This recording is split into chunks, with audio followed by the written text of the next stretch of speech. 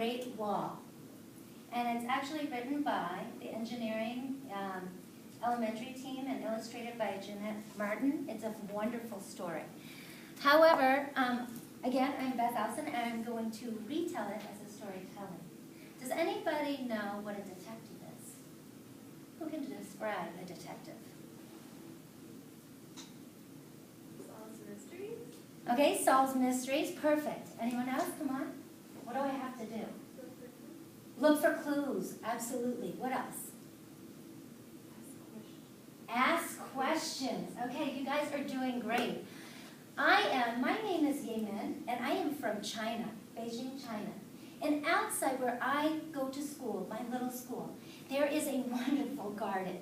Now you may think that I am just a student, for I am, but I am much more than that. I am so clever. Hey, my classmates don't even know.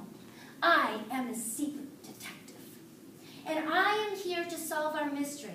We have a great problem with our garden. That nasty, nasty little Tuesday keeps hopping his way through the garden. I know because I have seen his footprints. And more than that, the other evidence I have gathered as I watch behind the bamboo trees, just waiting for him to come, is all the nibbling of our fresh vegetables grown, especially the cabbage. He has a big fancy for cabbage.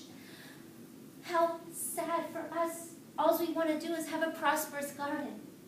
So I took it upon myself to solve this problem with a great plan. My plan? To hide behind the bamboo. And when he comes hopping in with his bandit and his soft, brown, furry body, boom, right there, ni hao, I'll yell. And he will scurry away and never come back for fear of the great detective. Well, this is my plan. It has not been going well. The sun sets, the sun rises, and there I await behind the bamboo. The sun sets, the sun rises. Tazoo has escaped every time. The sun sets, the sun rises. And the next morning I woke up.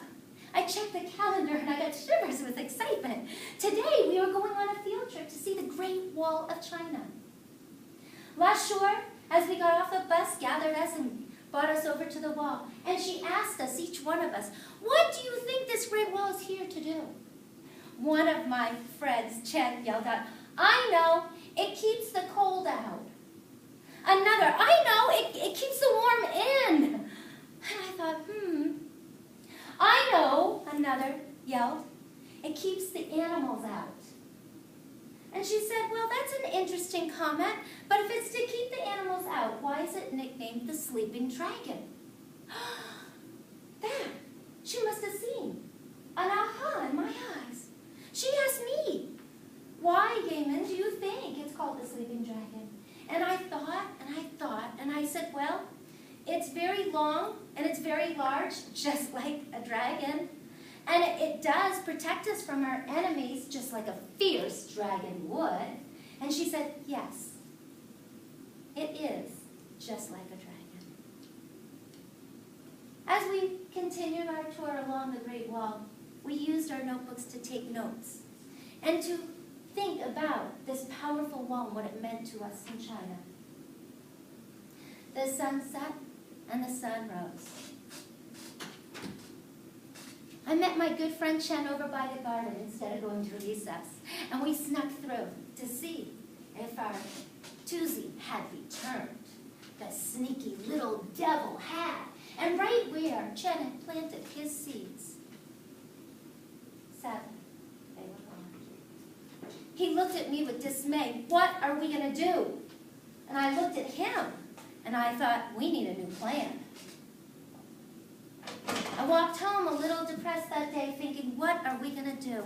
And as I approached my house, my grandfather rocking gently back and forth, sipping his green tea. And it came to me. He is a great engineer. Science and math all together in one person. this has got to be the answer to my problem. I approached my grandfather. I said, Grandfather, did you build the Great Wall of China? He says, little one, I am ancient, but not that old. And I chuckled and I said, oh, I am sorry. However, he said, yes, I have built many walls and I have built many bridges.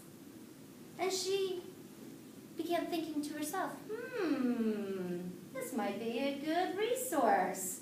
And he said, well, what you need to think about is what is your issues, what are your questions? And with that, I told him about our issues and our questions of our garden. And he said, you need to think critically about what resources you have and how you can use them. And I thought, well, this sounds like a plan. He said, remember the bridge, the Yangtze River Bridge? And I said, yes. I said, what was so special about that? There wasn't any fancy technology. And he said, yes, there was. Technology is more than glitz and glamour. It is a solution to a problem. It could be an object or simple materials. The sun set, the sun rose. And I went back the next day at the meeting at the garden with Chen. And I said, we need to have a plan. He said, yes, I think we do too. Because Tuzi is really destroying our garden. I said, yes. So together we sat, we thought, we pondered. And we came up with an idea. What if we built the Great Wall for our garden? Chen came to the quick realization and said, we need materials. Ah, I said, what if we get bricks? Those are expensive, I can't afford them. I went, Chen, what if we use stones by the river? Yes, those are free, let's go gather them. We brought them back, and we quickly realized there were gaping holes. Oh, and we quickly concluded we needed mortar. But how are we to make mortar? We gathered the soil, we got the weeds, and we got the sticks, and we put them all in a bucket. And as we were starting to mush them all together, Chen said, maybe we should get rid of those weeds. I said, oh, no. That might be a solution, but perhaps we should try different types of mortar. So we did. We made 3 different walls with 3 different types of mortar to decide which one would be the strongest. The sun set, the sun rose. The next day at the garden, as we approached, there were our walls dry. As I touched the first one, it just crumbled. The second one was sturdy, but not sturdy enough. And the third one, a tad bit better. This would not do. Our buddy would be able to just chew right through them. What were we going to do?